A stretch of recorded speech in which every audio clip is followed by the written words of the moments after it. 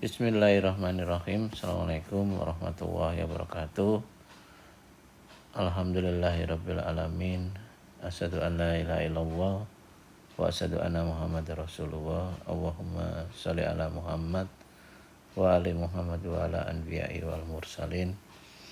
Saudara-saudaraku yang dimuliakan oleh Allah, pada waktu hari Senin insyaallah saya telah menerangkan tentang hubungan antara bil ghaib, sholat, dan kemampuan untuk berzakat, bahkan untuk bersedekah.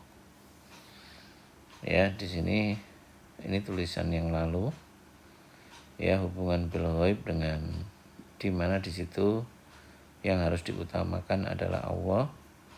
Lalu keterkaitan antara keyakinan, keimanan kita terhadap Allah dengan sholat, ya. Lalu bagaimana tentang masalah zakat atau memberikan sesuatu yang Allah berikan kepada kita, ya, ini memberikan sesuatu. Lalu bagaimana kita memahami di dalam kolbu intelijensi, ya, itu sebuah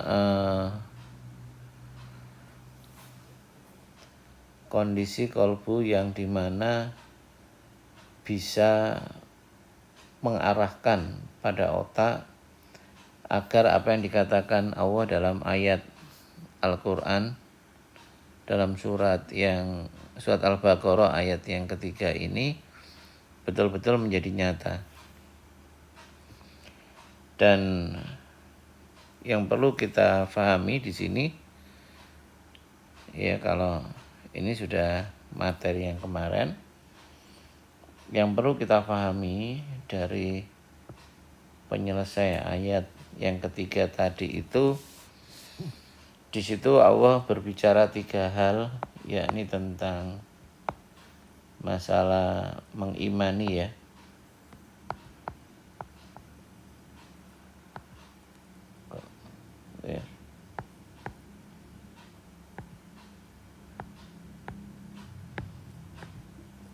Mengimani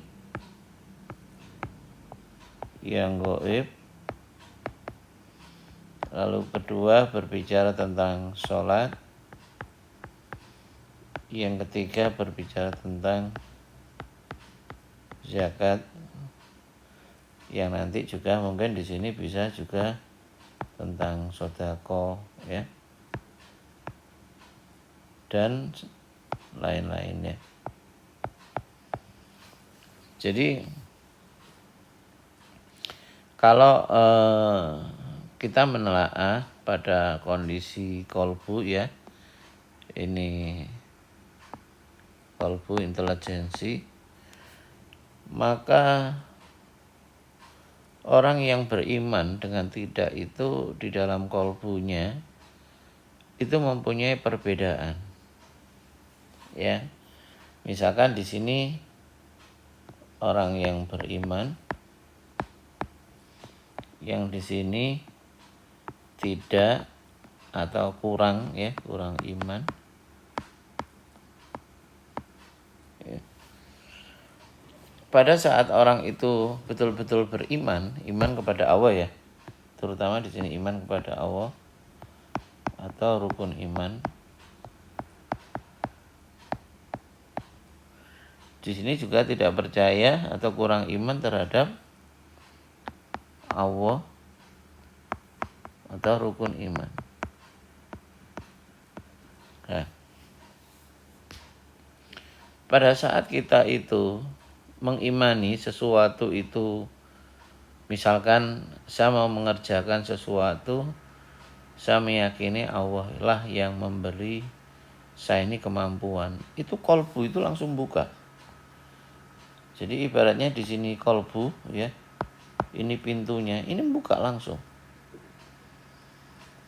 Ya, jadi akhirnya apa? Karena kolbunya buka, di sini bisa masuk. Nah, ya, bisa masuk. Sementara di sini, ini misalkan kolbu, ya, ini pintunya harusnya, di sini tuh tertutup. Bahkan di sininya, ya, bahkan di sininya, di sini itu banyak tahanan atau nokta-nokta. Sehingga praktis antara orang yang beriman dengan tidak beriman itu harusnya beda. Karena pada saat ini buka komponen-komponen yang ada di sini itu, ya, komponen-komponen yang ada di sini itu, ya, ini kolbunya, komponen-komponen di sini itu, pada saat orang itu iman, tersadarkan, semua komponen itu siap untuk dihidupkan. Tinggal nanti kekuatan kita saat mengimani tadi di dalam proses aktivitas kita itu sejauh mana dan titik tekannya di mana. Tapi kalau ini sudah bisa dipastikan di sini ketutup. Bahkan ketertutupannya itu bisa sampai sini. Sehingga makanya jangan bermain-main terhadap masalah iman walaupun itu guyon. Satu contoh guyon itu gini. Misalkan ada teman mengatakan pada saat orang melakukan kekhilafan, kok dosa lo ya? Allah tuh melihat lo ya. Jangan sekali-kali kalau kita itu belum bisa melaksanakan, kita jawab dengan walaupun itu dengan guyon. Enggak ono Allah. Enggak dosa. Ya. Karena apa? Semakin kita yakini sesuatu yang harusnya diyakini dan kita tidak yakini, nokta ini semakin kuat. Ya, nokta ini semakin kuat. Sangat kuat sekali. Sehingga akhirnya apa? Kita tidak tersadarkan karena kolbu nggak bekerja, akhirnya yang bekerja adalah apa? Otak kita. Jadi akhirnya nggak tersadarkan. Yang karena yang bekerja itu otak, dan otak selalu puas dengan apa yang diinginkan. Jadi sekali lagi bahwa kesadaran kita akan iman itu tidak boleh kita remehkan. Dan bukti daripada kualitas iman kita, ya, iman kita berkualitas ditentukan harus, ya, kalau saya ini ditentukan dari sholat yang berkualitas. Selama sholat kita tidak berkualitas, pada hakikatnya kita itu masih sering iman kita itu fluktuatif. Atau bisa jadi memang iman kita itu menjadi menurun. Harus dibuktikan dengan kualitas sholat. Lalu ketepatan kita, ya, ketepatan kita untuk memberikan apa yang Allah berikan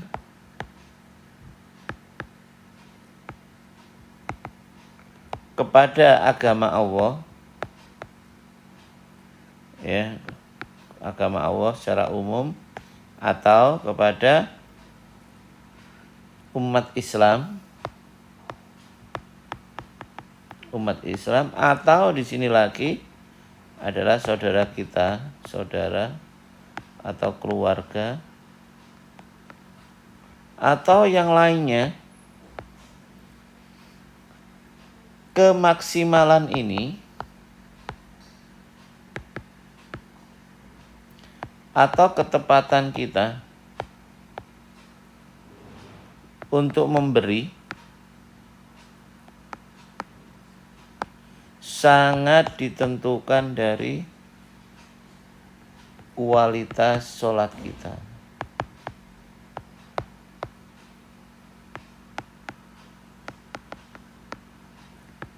Jadi kalau kita memperhatikan ya hubungan antara kualitas sholat kita pada saat orang itu berkualitas sholatnya, maka kondisi hidupnya kolbu itu akan mengaktifkan lebih banyak pada otak bagian tengah. Ya, otak bagian tengah itu otak yang dimana di situ proses berpikir seseorang dan ketepatan kita di dalam bertindak, bersikap itu ada di otak tengah. Jadi kualitas sholat kita itu akan menjadikan komponen kolbu itu menjadi hidup, dan yang banyak dipacu di sini akhirnya apa? Mengaktifkan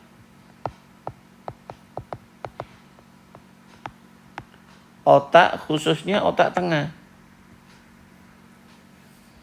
Sehingga apa? Cara mengkoordinasi antara ilmu yang kita miliki, ya, pengalaman kita, data-data yang pernah kita dapatkan, bahkan ya ilham yang bermuncul dari kolbu yang hidup ini menjadikan ketepatan seseorang di dalam mengambil sebuah keputusan.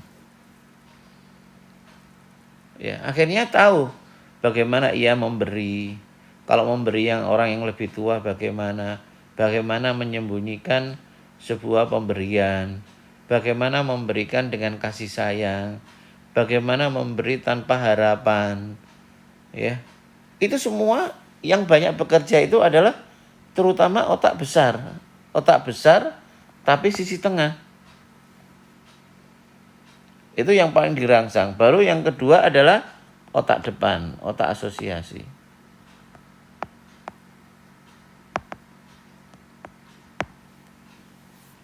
Ya. Karena fungsi otak asosiasi di saat itu lebih banyak kepada sebuah identifikasi dan kefokusan untuk mengambil sebuah data cepat pada otak tengahnya. Jadi oleh karena itu, kalau menurut saya, ayo kita belajar. Pertama, poin yang pertama ini, ya, tentang mengimani Allah ini harus kita kuatkan. Lalu yang kedua adalah bagaimana kita belajar sholat dengan benar. Sholat dengan menikmati. Sholat yang dimana kita di situ betul-betul bisa menjadi lebih tenang. Kita menjadi sangat berkeinginan dalam menunggu waktu-waktu sholat, ya. Kita menikmati dalam kebersamaan Allah.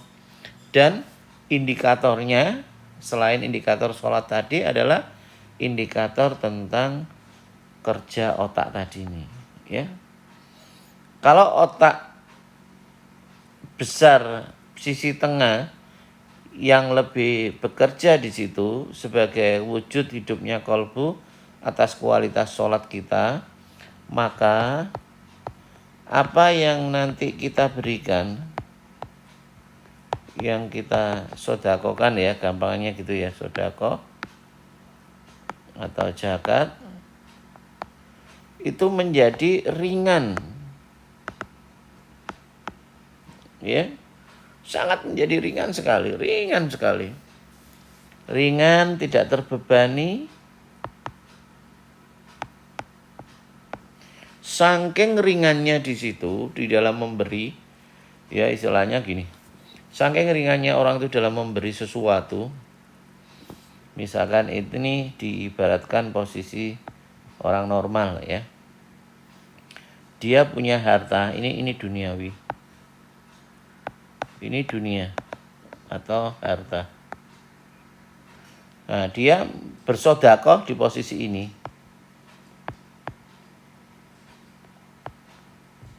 Ya, sedekah. Semakin ia berikan banyak, karena dia tidak merasa terbebani di dalam memberikan sesuatu, maka sedekahnya itu tambah lama itu tambah bagus, tambah meningkat. Semakin ke sini, ya. Nah, ini, ya, Kalau saya mempelajari di kolbu itu, semakin kita beri sodako, dunia ini semakin ketarik ke sini. Semakin kita ke sini, semakin dunia itu ke sini. Artinya apa? Peluang kita untuk mendapatkan harta yang berlimpah, yang berkah, kesehatan yang baik, dan semua apa yang Allah berikan itu semakin mudah untuk mendekat kepada kita. Makanya di situ orang-orang yang ahli sodako itu merasa tidak memberi sesuatu, tapi dari hari ke hari itu tambah berlimpah. Dan efeknya orang lain melihat apa? Hartanya itu semakin gak berkurang. Karena apa? Semakin mempunyai daya tarik. Semakin sodakonya gede, semakin punya daya tarik ke sini. Itulah uniknya ilmu Allah. Ilmu aturan Quran yang Allah berikan dan apa-apa yang sudah diterapkan Rasulullah dengan dasar menghidupkan kolbu. Seperti itu yang bisa saya sampaikan ya. Mohon maaf, terima kasih. Ayo kita terus belajar. Wassalamualaikum warahmatullahi wabarakatuh.